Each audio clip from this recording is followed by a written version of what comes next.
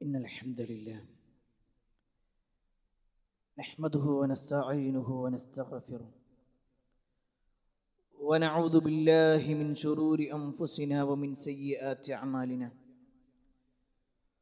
من يهده الله فلا مضل له ومن يضلل فلا هادي له، وأشهد أن لا إله إلا الله وحده لا شريك له، وأشهد أن محمدًا عبده ورسوله أرسله بالهدى ودين الحق ليظهره على الدين كله ولو كره المشركون.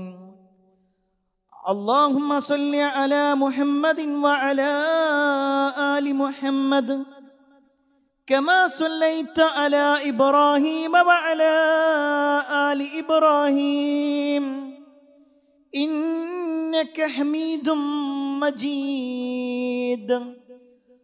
اللهم بارك على محمد وعلى آل محمد كما باركت على إبراهيم وعلى آل إبراهيم إنك حميد مجيد. يا أيها الذين آمنوا اتقوا الله حق تقاته ولا تموتن إلا وأنتم مسلمون.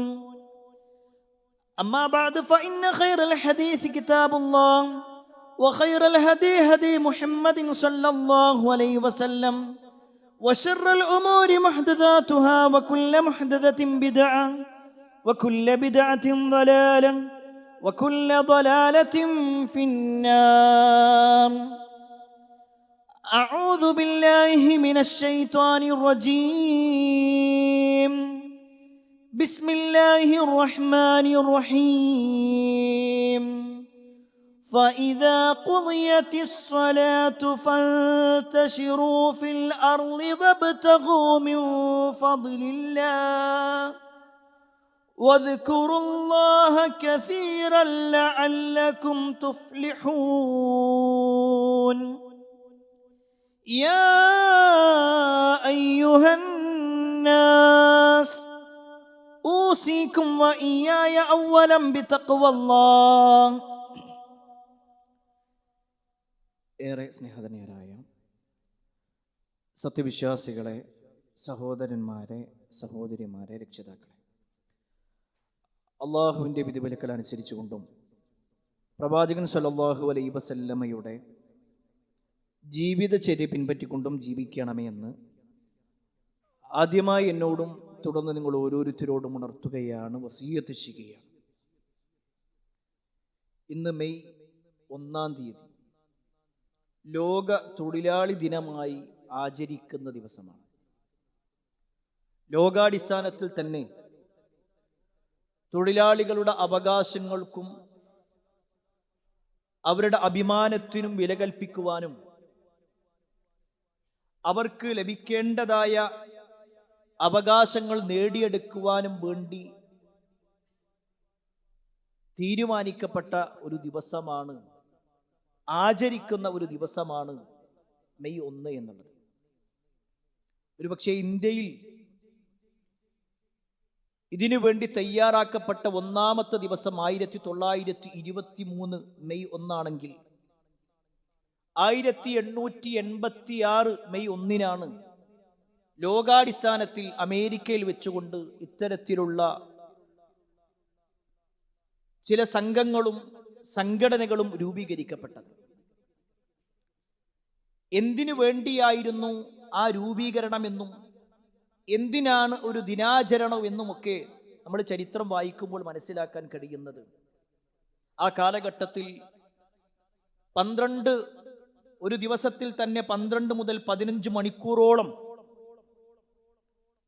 അധ്വാനിക്കുകയും എന്നാൽ അവർക്ക് വേണ്ട വേതനങ്ങൾ ലഭിക്കാതിരിക്കുകയും തൊഴിലാളികൾ അടിമകളെപ്പോലെ പണിയെടുക്കുകയും ചെയ്യുമ്പോൾ അവർക്കുള്ള ഒരു അവകാശത്തിനു വേണ്ടിയും അവർക്കുള്ള നേട്ടങ്ങൾക്ക് വേണ്ടിയുമായിരുന്നു ഈ തരത്തിലുള്ള രൂപീകരണങ്ങളെല്ലാം ഉണ്ടായത്.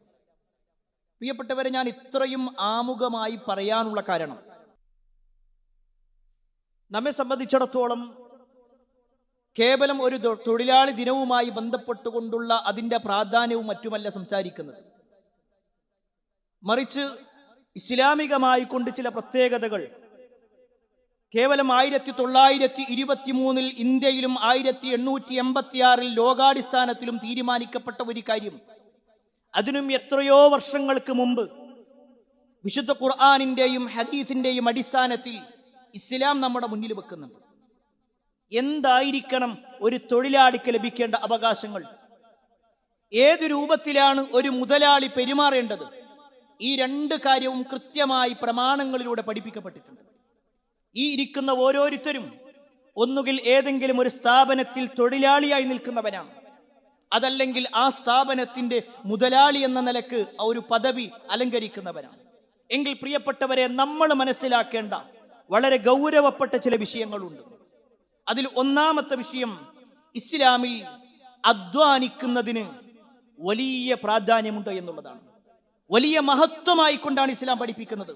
എത്രത്തോളം എന്നാൽ ഈ ജുമഅയുടെ വിഷയവുമായി ബന്ധപ്പെട്ടുകൊണ്ടുള്ള ഒരു ആയത്ത് വിശുദ്ധ ഖുർആനിലുണ്ട്.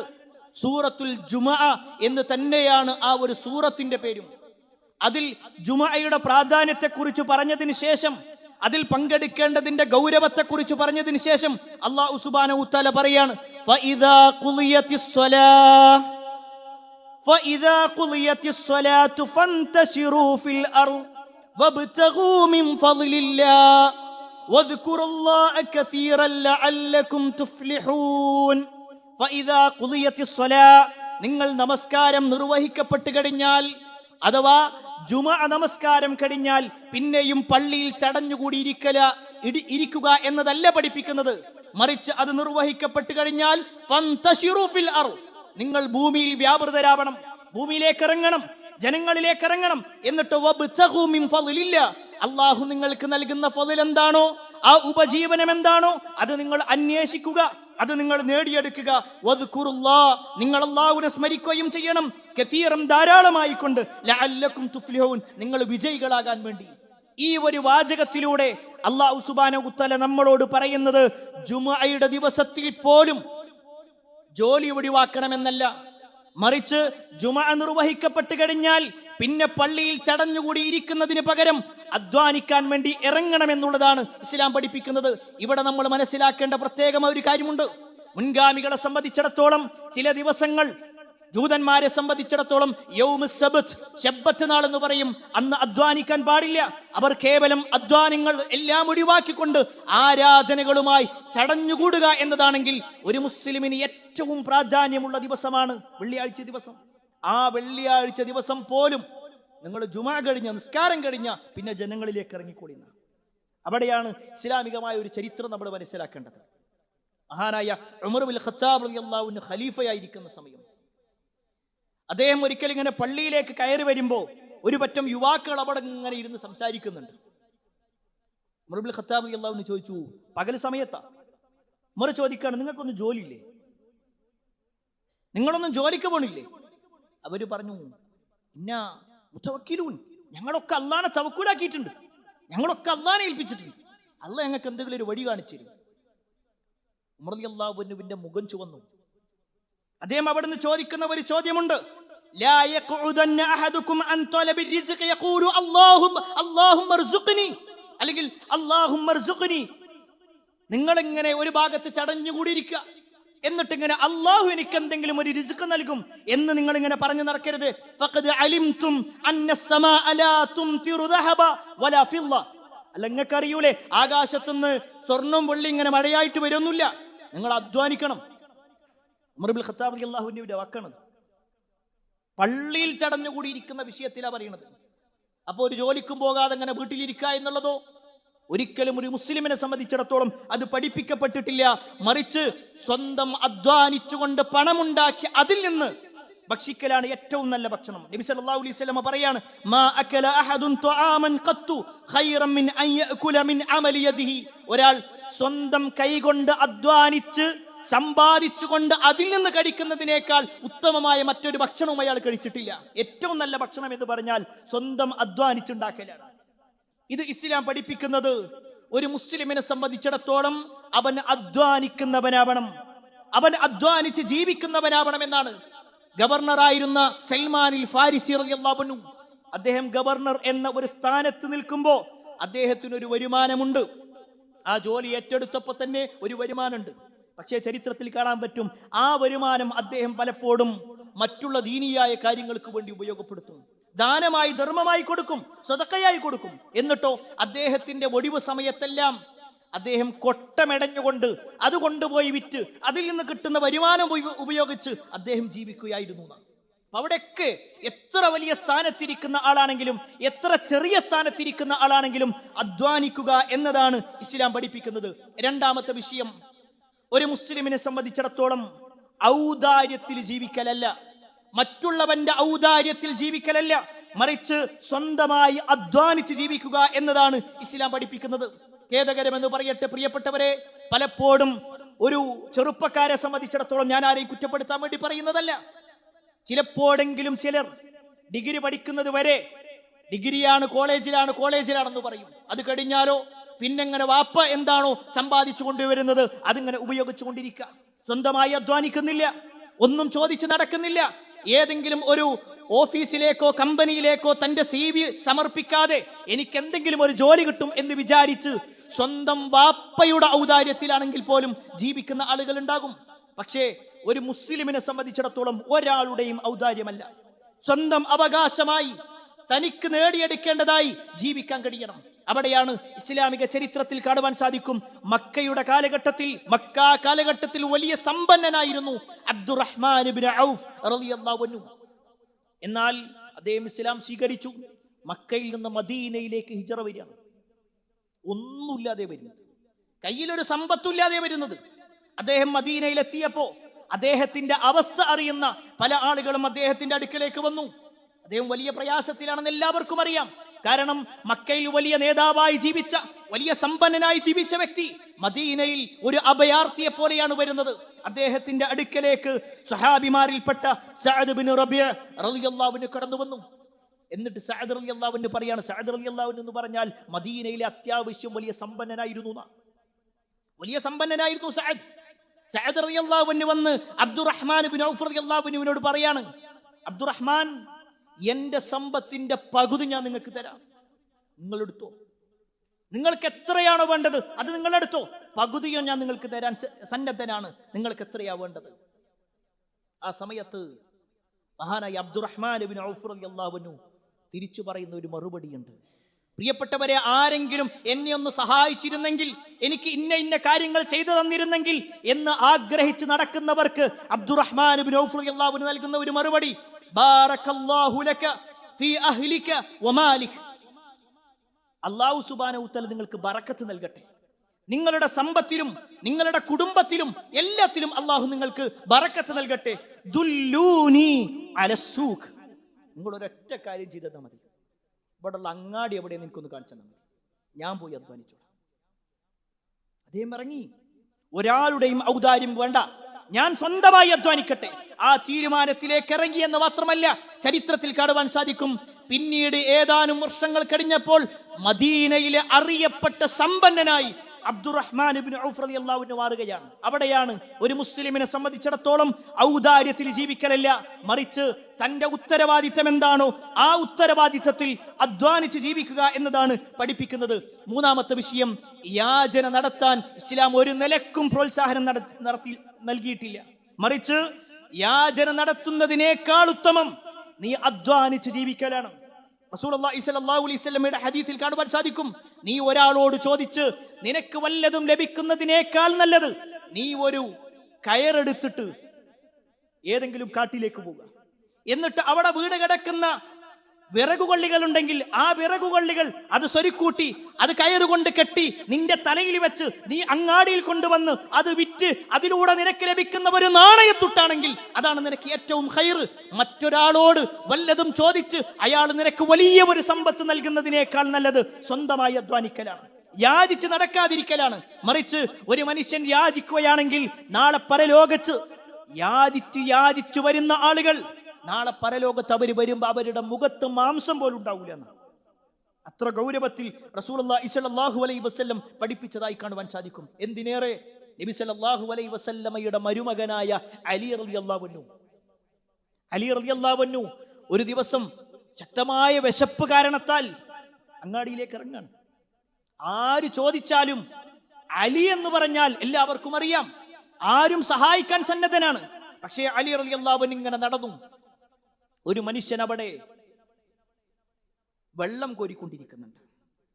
ഹദീസിൽ കാണുവാൻ സാധിക്കും, അലി ഇബ്നു അബീ ത്വാലിബ് റളിയല്ലാഹു അൻഹു വന്നിട്ട് പറയാണ്, ഹല്ലക അൻ അൻസിഅ ലക സജ്ലൻ ബിതംറ, നിങ്ങൾക്ക് ഓരോ തൊട്ടി വെള്ളം ഞാൻ കൊടുത്തരാം, ഞാൻ നിങ്ങൾക്ക് കോരിത്തരാം.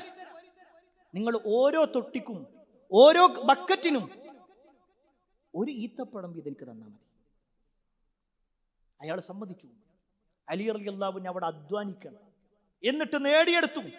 എന്നിട്ട് അദ്ദേഹം എത്രയാണോ കോരിക്കൊടുത്തത് അതിന്റെ ഈത്തപ്പഴം വാങ്ങി അത് കടിച്ച് വിശപ്പടക്കിയെന്ന. ഇതൊക്കെ പ്രിയപ്പെട്ടവരെ അലി റളിയല്ലാഹു അൻഹു ചോദിച്ചാൽ തരാൻ കൊടുക്കാത്ത ഒരാളും അവിടെ ഇല്ല. കാരണം എല്ലാവർക്കും അറിയാം അലി ആരാണെന്നുള്ളത്. പക്ഷെ എന്നിട്ടും തന്റെ ഉത്തരവാദിത്തങ്ങൾ നിറവേറ്റുക എന്നുള്ളതും ഒരാളുടെ മുന്നിലും കൈനീട്ടുകയില്ല എന്നുള്ള ചിന്തയാണ് ഇസ്ലാം പഠിപ്പിക്കുന്നത്. നാലാമത്തെ വിഷയം ഈ തൊഴിലാളികളുമായി ബന്ധപ്പെട്ടുകൊണ്ട് പറയുമ്പോൾ ഏറ്റവും പ്രധാനപ്പെട്ട ഒരു കാര്യമാണ്, തൊഴിലാളിയെ ഒരാൾ സ്വീകരിക്കുമ്പോൾ മുതലാളിമാർ ശ്രദ്ധിക്കേണ്ട കാര്യമാണ്. ഒരു തൊഴിലാളിയെ തൻ്റെ വീട്ടിലെ അല്ലെങ്കിൽ തൻ്റെ ജോലി സ്ഥലത്തേക്ക് കൊണ്ടുവരുമ്പോൾ രണ്ട് കാര്യങ്ങൾ ശ്രദ്ധിക്കണം. ഒന്ന്, അയാൾ അതിന് കഴിവുള്ള ആളായിരിക്കണം. രണ്ടാമത്തത്, അയാൾ വിശ്വസ്തനുമായിരിക്കണം. ഈ രണ്ടും ഖുർആൻ നമുക്ക് പറഞ്ഞു തരുന്ന കാര്യമാണ്. ഒരാളെ താൻ ജോലിക്ക് വെക്കുന്ന സമയത്ത് ആദ്യം നോക്കണം അയാൾക്ക് അതിന് കഴിവുണ്ടോ ഇല്ലയോ എന്നുള്ളത്. ചില ആളുകളൊക്കെ ചില ഉത്തരവാദിത്തങ്ങൾ ഏൽപ്പിക്കും, എന്നിട്ട് കുറച്ച് ദിവസം കഴിഞ്ഞിട്ട് അയാൾ അതിന് പറ്റൂല തോന്നിക്കഴിഞ്ഞാൽ രണ്ടുപേരും തമ്മിൽ പ്രശ്നങ്ങളാണ്. അതിന് മുമ്പേ മുതലാളി നോക്കണം ഇയാൾക്ക് ഇതിന് കഴിവുണ്ടോ ഇല്ലയോ, ഇയാൾ അതിന് പറ്റോ ഇല്ലയോ, അയാളുടെ കയ്യിലുള്ള സർട്ടിഫിക്കറ്റ് ഉണ്ടെങ്കിൽ അത് പരിശോധിക്കണം. അല്ലാതെ ബന്ധങ്ങൾ നോക്കിക്കൊണ്ടല്ല കൊടുക്കേണ്ടത്. ഈ വിഷയത്തിൽ നമുക്കൊരു ചരിത്രം കാണാൻ പറ്റും. മഹാനായ മൂസാ നബി അലൈഹിസ്സലാം അദ്ദേഹം ഈജിപ്തിൽ നിന്ന് മദിയനിലേക്ക് വരുന്ന ഒരു രംഗമുണ്ട്. ഈജിപ്തിൽ ചെറിയൊരു പ്രശ്നമുണ്ടായി, അവിടെ നിൽക്കാൻ കഴിയാത്തൊരവസ്ഥയിൽ മദിയനിലേക്ക് വരികയാണ്. അദ്ദേഹം അവിടെ വന്ന് ആ മദിയനിൽ വെച്ചുകൊണ്ട് അള്ളാഹിനോട് നടത്തുന്ന ചില പ്രാർത്ഥനകളുണ്ട്.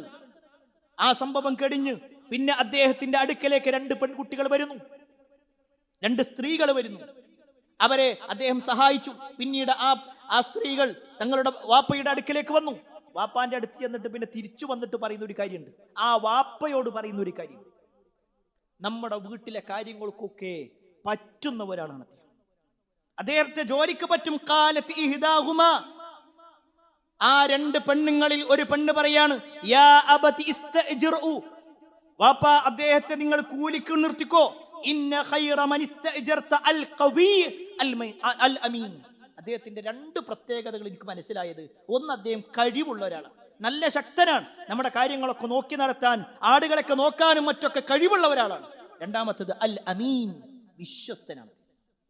ഇവിടെ പ്രിയപ്പെട്ടവരെ നമ്മൾ മനസ്സിലാക്കണം, ഇതിലുള്ള മുതലാളിമാരായ ഏതെങ്കിലും ഒരു സ്ഥാപനം നടത്തുന്നവരോടാണ് പറയുന്നത്, നിങ്ങളൊരാളെ ചേർക്കുന്ന സമയത്ത്, നമ്മുടെ കീഴിലേക്ക് നിർത്തുന്ന സമയത്ത് അയാൾ കവിയാണോ, അതിന് യോഗ്യനാണോ പരിശോധിക്കണം.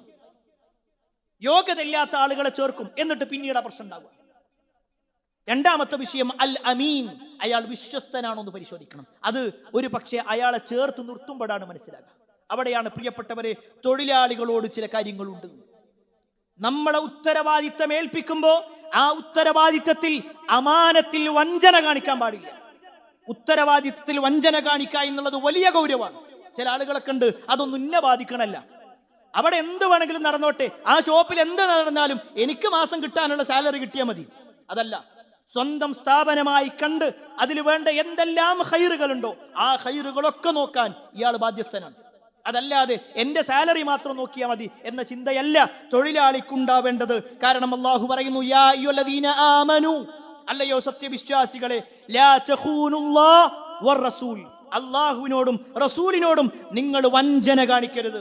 അല്ലാഹുവിനോടും റസൂലിനോടുള്ള വഞ്ചന പറഞ്ഞിട്ട് അല്ലാഹ് ബാക്കി പറയാണ്, വതഖൂനു അമാനാതികും വഅൻതും തഅലമൂൻ, അറിഞ്ഞുകൊണ്ട് വിശ്വസിച്ചേൽപ്പിക്കപ്പെട്ട കാര്യങ്ങളിൽ, അമാനത്തുകളിൽ നിങ്ങൾ വഞ്ചന കാണിക്കരുത്. അറിയാതെ ചിലപ്പോൾ സംഭവിക്കാം, എന്നാൽ നമുക്കറിയാം അതിവിടെ ഇങ്ങനെ മോഷണം നടക്കുന്നുണ്ട്, നമ്മൾ മിണ്ടണില്ല. ചില ആളുകൾ അതിന്ന് എടുത്തുകൊണ്ടോടുന്നുണ്ട്, അറിയാം. കൂടെ ജോലി ചെയ്യുന്ന ആളുകൾ തന്റെ മുതലാളിക്ക് പണി കൊടുക്കുന്നുണ്ട്, അറിയാം, മുണ്ടണില്ല.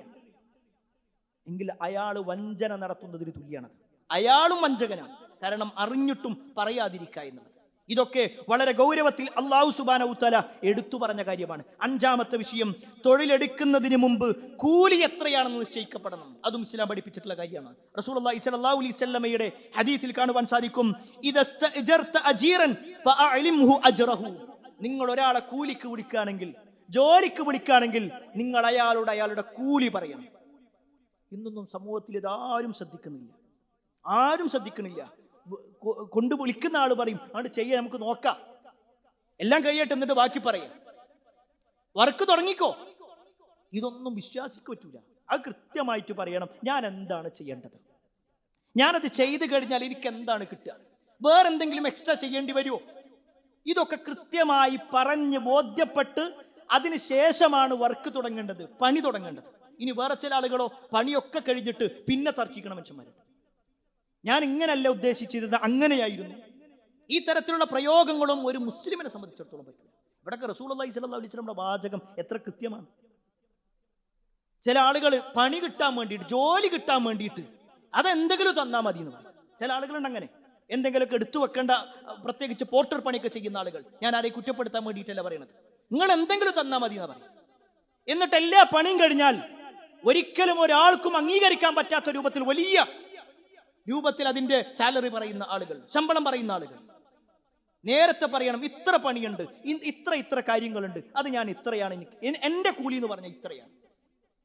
ഓട്ടോ ഓടിക്കുന്ന ആളുകളില്ലേ, ഇന്ന സ്ഥലത്തേക്ക് ഇത്രയാണ് പറയണം, കൃത്യമായിട്ട് പറയണം.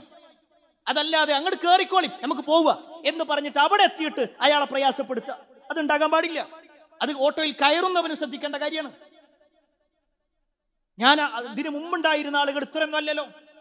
ഒരാളുടെ അവകാശത്തെ ഇല്ലാതാക്കാൻ പല ആളുകളും പല വാക്കുകളും പറയുമ്പോൾ അത്തരത്തിൽ തെറ്റിദ്ധരിപ്പിക്കലുകൾ ഉണ്ടാവാൻ സാധ്യതയുള്ളത് കൊണ്ടാണ് റസൂലുള്ളാഹി സ്വല്ലല്ലാഹു അലൈഹി വസല്ലം പറയുന്നത്, തൊഴിൽ തുടങ്ങുന്നതിന് മുമ്പ്, തൊഴിലാളിയെ വിളിക്കുന്നതിന് മുമ്പ്, ആ തൊഴിൽ ആരംഭിക്കുന്നതിന് മുമ്പ് അവന്റെ സാലറി ഇത്രയാണ്, അവന്റെ കൂലി ഇത്രയാണ്, രാത്രി ഇത്രയാണ്, അല്ലെങ്കിൽ പകലാണെങ്കിൽ ഇത്രയാണ്, കൃത്യമായിട്ട് പറയണം. അതാണ് ഇസ്ലാം പഠിപ്പിക്കുന്നത്. ആറാമത്തെ വിഷയം, ഏറ്റവും ഗൗരവപ്പെട്ട ഒരു കാര്യം, തൊഴിലാളിയുടെ വിയർപ്പ് വറ്റുന്നതിന് മുമ്പ് തന്നെ അവന്റെ കൂലി കൊടുക്കണം.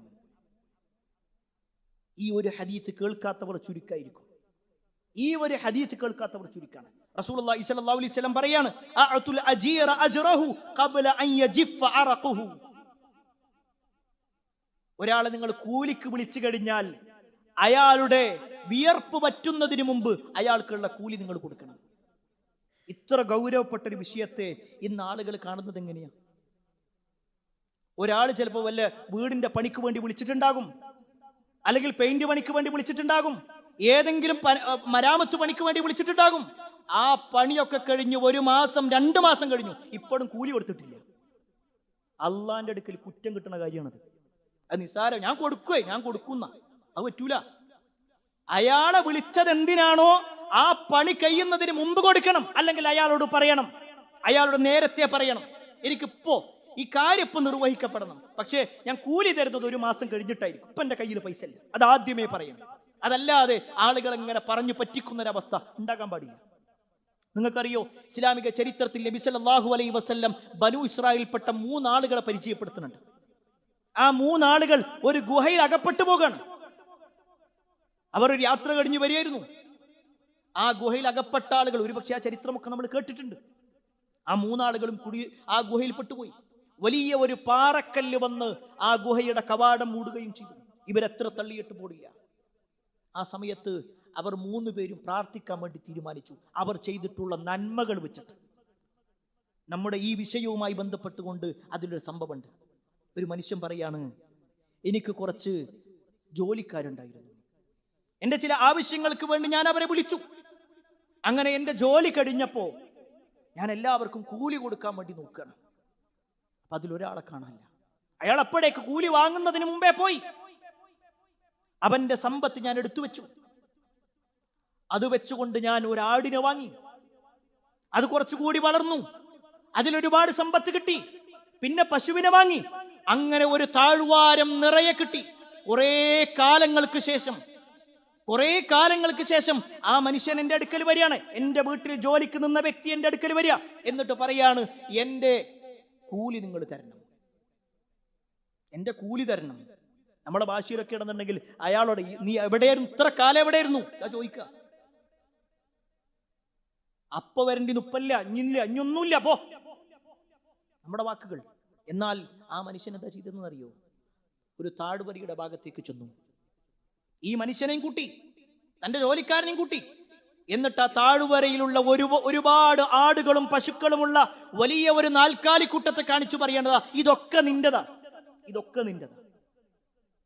ഉടനെ ജോലിക്കാരൻ ചോദിച്ചു, നിങ്ങൾ എന്നെ കളിയാക്കണം? ആ സമയത്ത് അയാൾ പറഞ്ഞു, അല്ല, നീ ഇവിടുന്ന് പോയപ്പോൾ ഞാൻ എടുത്തു വെച്ചതാണ്, അതിലൂടെ എനിക്ക് കിട്ടിയ സമ്പാദ്യങ്ങളാണ്, ഇതൊക്കെ നിനക്കുള്ളതാണ്. സുബ്ഹാനല്ലാഹ്, ആ മനുഷ്യൻ ആ പ്രാർത്ഥന നിർവഹിക്കുക, റബ്ബേ അത് ഞാൻ നിന്റെ തൃപ്തിക്ക് വേണ്ടിയിട്ടാണ് അയാൾക്ക് വേണ്ടി മാറ്റി വെച്ചത്. അയാൾക്ക് വേണമെങ്കിൽ എന്തെങ്കിലും കൊടുത്ത് ഒഴിവാക്കാമായിരുന്നു. പിന്നീട് കാലങ്ങൾക്ക് ശേഷം വന്നപ്പോ അന്ന് ഞാൻ എടുത്തു വെച്ച ഇത്രയേ ഉള്ളൂ എന്ന് പറഞ്ഞിട്ട് എന്തെങ്കിലും പറഞ്ഞുകൊണ്ട് ഒഴിവാക്കാമായിരുന്നു. പക്ഷേ റബ്ബേ, ഞാൻ നിന്നെ ഭയപ്പെട്ടു, നിന്റെ മുന്നിൽ ഞാൻ നിൽക്കേണ്ടി വരും എന്ന പേടിയുള്ളത് കൊണ്ടാണ്. അതുകൊണ്ട് ഞാൻ മുഴുവൻ, അയാൾക്കുള്ളത് മുഴുവൻ, ഒരു നയാ പൈസ കുറയാതെ എല്ലാം കൊടുത്തു. അതുകൊണ്ട് രക്ഷപ്പെടുത്തണം.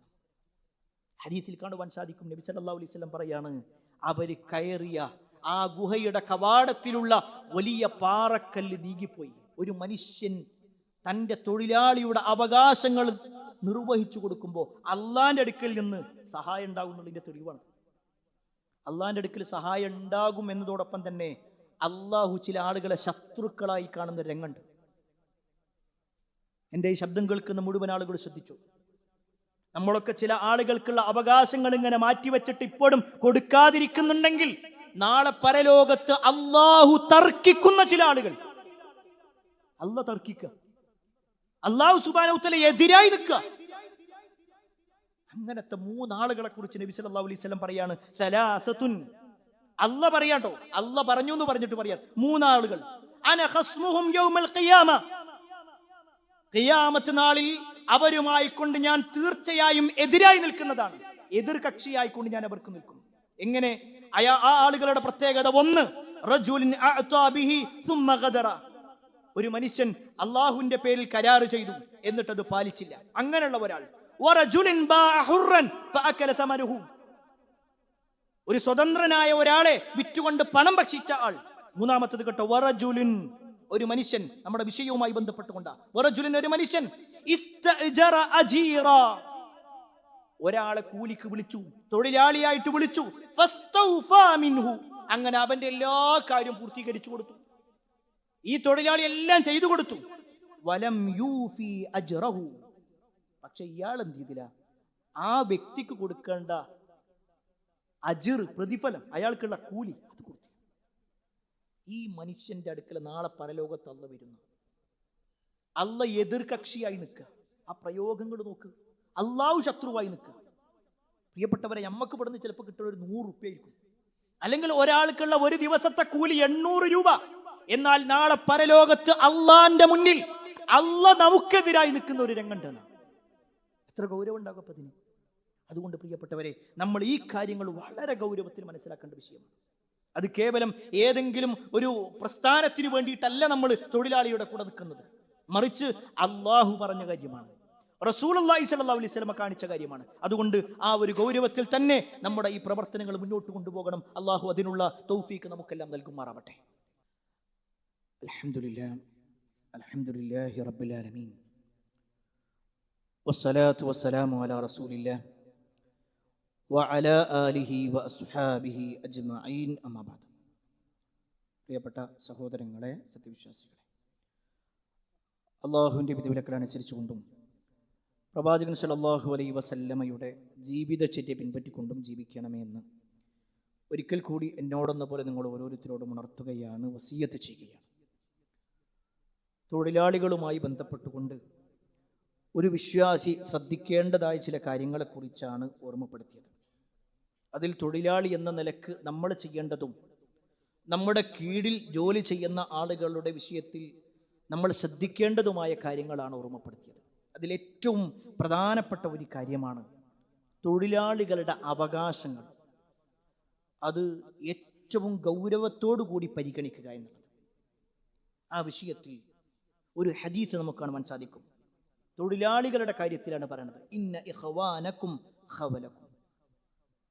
നിങ്ങളുടെ തൊഴിലാളികൾ എന്ന് പറഞ്ഞാൽ അത് നിങ്ങളുടെ സഹോദരങ്ങളാണ്, നിങ്ങളുടെ സഹോദരങ്ങളാണ്. ലോകത്ത് ഒരു തൊഴിലാളി നേതാവും ഈ ഒരു പ്രയോഗം നടത്തിയിട്ടുണ്ടാവില്ല. നബി സല്ലല്ലാഹു അലൈഹി വസല്ലമയാണ് പറയുന്നത്, നിങ്ങളുടെ കൂടെ ജോലി ചെയ്യുന്ന ആളെന്ന് പറഞ്ഞാൽ അത് നിങ്ങളുടെ സഹോദരനാണ്. ജഅലഹുമുല്ലാഹു തഹ്ത ഐദീകും. അല്ലാഹു നിങ്ങളുടെ കീഴിൽ അവരാക്കിയെന്നുള്ളൂ. അല്ലാഹു നിങ്ങളുടെ കീഴിൽ അവരാക്കിയിട്ടുണ്ട്. ഫമൻ കാന അഖൂഹു തഹ്ത യദിഹി ഫൽയുത്ഇമുഹു മിമ്മാ യഅകുൽ. അങ്ങനെ ആരെങ്കിലും നിങ്ങളുടെ കീഴിൽ ജോലി ചെയ്യുന്നുണ്ടെങ്കിൽ നിങ്ങൾ എന്താണോ കഴിക്കുന്നത് അത് നിങ്ങൾ അവർക്ക് കൊടുക്കണം. വൽയുൽബിസ്ഹു മിമ്മാ യൽബസ്. നിങ്ങൾ എന്താണോ ധരിക്കുന്നത് അത് നിങ്ങൾ അവരെ ധരിപ്പിക്കുകയും വേണം. വലാ തുകല്ലിഫൂഹും മാ യഗ്ലിബുഹും. അവർക്ക് താങ്ങാൻ കഴിയാത്തത് കൊണ്ട് നിങ്ങൾ അവരെ ഭാരം വർദ്ധിപ്പിക്കരുത്. വഇൻ കല്ലഫ്തുമൂഹും മാ യഗ്ലിബുഹും ഫഅഈനുഹും. ഇനി അങ്ങനെ വല്ലതും നിങ്ങൾക്ക് അവർക്ക് ഭാരമായിട്ട് കുറച്ച് കൂടുതൽ കൊടുക്കുകയാണെങ്കിൽ നിങ്ങൾ അവരുടെ കൂടെ നിന്നിട്ട് സഹായിക്കും വേണം. സുബ്ഹാനല്ലാഹ്. ലോകത്തൊരു നേതാവും പറയാത്ത കാര്യം റസൂലുള്ളാഹി സ്വല്ലല്ലാഹു അലൈഹി വസല്ലം പറയുന്നത്. ഈ ഒരു ഹദീസ് റിപ്പോർട്ട് ചെയ്യുന്നത് ആരെന്നറിയോ? അബൂദർ റളിയല്ലാഹു അൻഹു, അബൂദർ ഗഫാരി റളിയല്ലാഹു അൻഹു ആണ്. ഈ ഒരു ഹദീസ് റിപ്പോർട്ട് ചെയ്യുമ്പോൾ ഇതിന്റെ ഒരു ചരിത്രം കൂടി നമ്മളൊന്ന് മനസ്സിലാക്കണം. മഹാനായ അബൂദർ റളിയല്ലാഹു അൻഹു റസൂലുള്ളാഹി സ്വല്ലല്ലാഹു അലൈഹി വസല്ലമയുടെ കാലശേഷം റബ്ദ എന്ന് പറയുന്ന പ്രദേശത്തേക്ക് മാറി. അവിടെ അദ്ദേഹം താമസിക്കണം. അങ്ങനെ അദ്ദേഹത്തെ കാണാൻ വേണ്ടിയിട്ട് മഅറൂർ ബിൻ സുവൈദ് എന്ന് പറയുന്ന ഒരു വ്യക്തി വന്നു.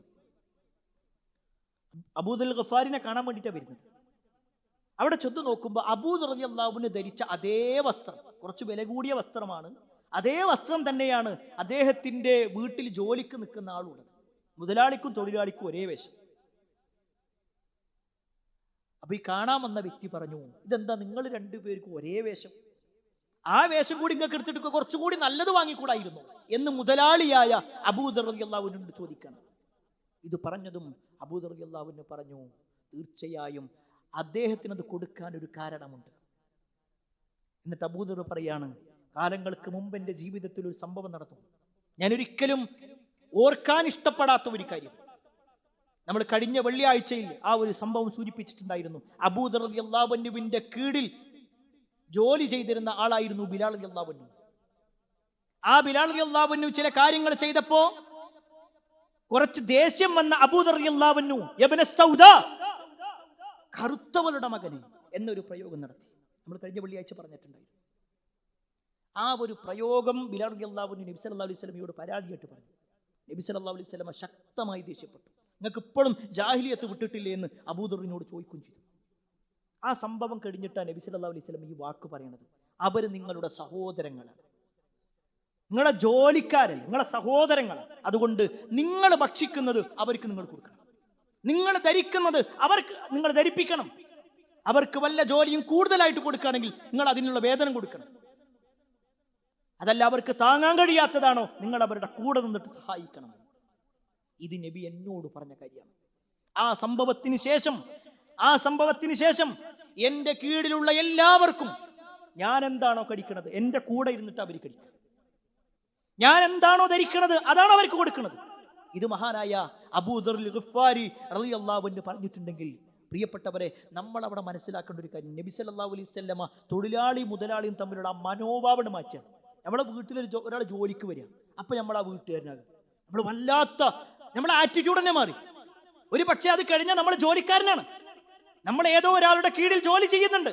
പക്ഷെ അപ്പോഴേക്ക് എൻ്റെ വീട്ടിൽ ജോലിക്ക് വരുമ്പോ, എൻ്റെ കീഴിൽ നിൽക്കുമ്പോ ഞാൻ എന്തൊക്കെയോ ആണ് എന്ന ചിന്ത ഒരു മുസ്ലിമിനുണ്ടാവില്ല. അവിടെ എന്താണ്, അവര് അല്ലാഹു സുബ്ഹാനഹു വ തആല എൻ്റെ കീഴിൽ കുറച്ച് സമയം, വളരെ കുറഞ്ഞ സമയം എന്തോ ഒരു കാര്യം ചെയ്യാൻ വേണ്ടി വരുന്നു, എന്നെ സഹായിക്കാൻ വേണ്ടി വരുന്ന ആളുകളാണ്.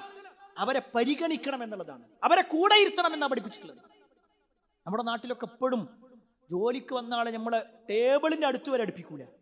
അവർക്ക് പ്രത്യേകിച്ച് വേറെ സ്ഥലം, അത് ആ പിന്നെ അടുക്കളൻ്റെ വേറെ ഭാഗത്തേക്ക് പോയിക്കോളിന്ന്. ഇതൊന്നും ഇസ്ലാം പഠിപ്പിച്ചതല്ല.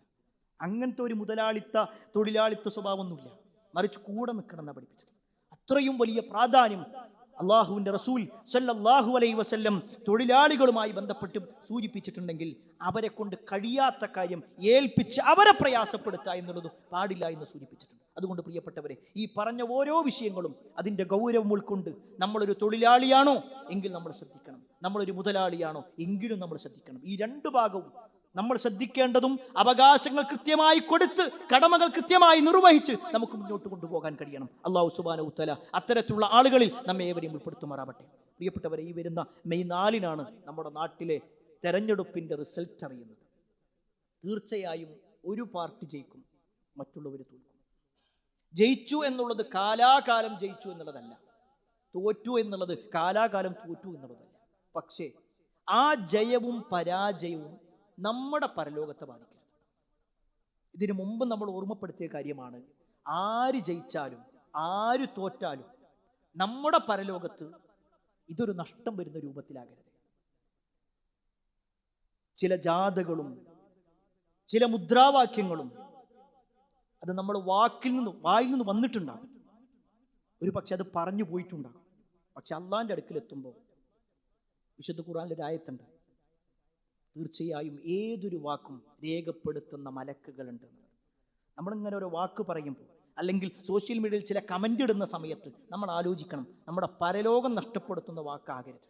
ഏത് പാർട്ടിക്കാരാവട്ടെ, ആര് ജയിച്ചാലും ആര് തോറ്റാലും സന്തോഷിക്കാം, ദുഃഖിക്കാം. പക്ഷേ അതൊന്നും നമ്മുടെ പരലോകം നഷ്ടപ്പെടുന്ന രൂപത്തിലേക്ക് അങ്ങോട്ടും ഇങ്ങോട്ടും വാഗ്വാദങ്ങളും അങ്ങോട്ടും ഇങ്ങോട്ടും തർക്കങ്ങളും അങ്ങോട്ടും ഇങ്ങോട്ടും അടിപിടികളുമായി കണ്ട് നമ്മുടെ ഇഹലോകവും പരലോകവും നഷ്ടപ്പെടുത്തുന്ന രൂപത്തിലേക്ക് ആകരുത് എന്ന് പ്രത്യേകം ഓർമ്മപ്പെടുത്തുകയാണ്. രണ്ടാമത്തെ ഒരു കാര്യം, ഇൻഷാ അല്ലാഹ് നാളെയും മറ്റന്നാളുമായിട്ട് നമ്മുടെ ഈ പള്ളി കേന്ദ്രീകരിച്ചുകൊണ്ട് 8ാം ക്ലാസ് മുതൽ ഡിഗ്രി വരെയുള്ള കുട്ടികൾക്ക് വേണ്ടി 2 ദിവസത്തെ ക്ലാസ്.